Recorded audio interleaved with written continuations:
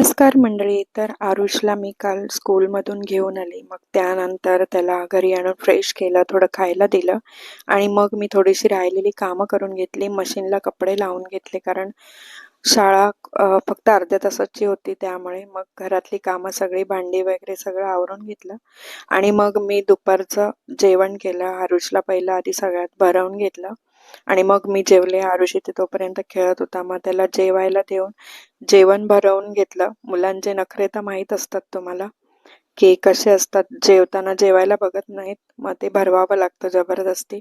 मग मी त्याला जेवण भरवलं, मग मी जेवले आणि मग तो झोपला. आणि झोपून संध्याकाळी उठल्यानंतर माझा चहा आणि त्याचं दूध बिस्किट असं आम्ही खाऊन घेतलं.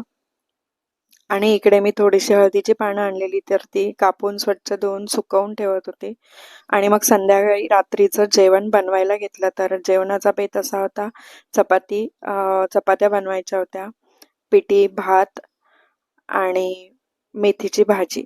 तर मी सगळं इथे रेडी करून घेतलं. इथे मिरच्या सगळ्यात आधी तळून घेतल्या, त्याच्यातच मेथीची भाजी बनवायची होती. अवी आलेला होता, तर जेवणाला थोडा उशीर झाला होता, तर त्याला तोपर्यंत करंजी खायला दिली आणि मग मी ते पिठी कोकम टाकून छान अशी बनवून घेतली, चपात्या बनवून घेतल्या आणि असं छान ताट पिठी भात, मेथीची भाजी, तळलेल्या मिरच्या असं छान जेवण आम्ही जेवून घेतलं.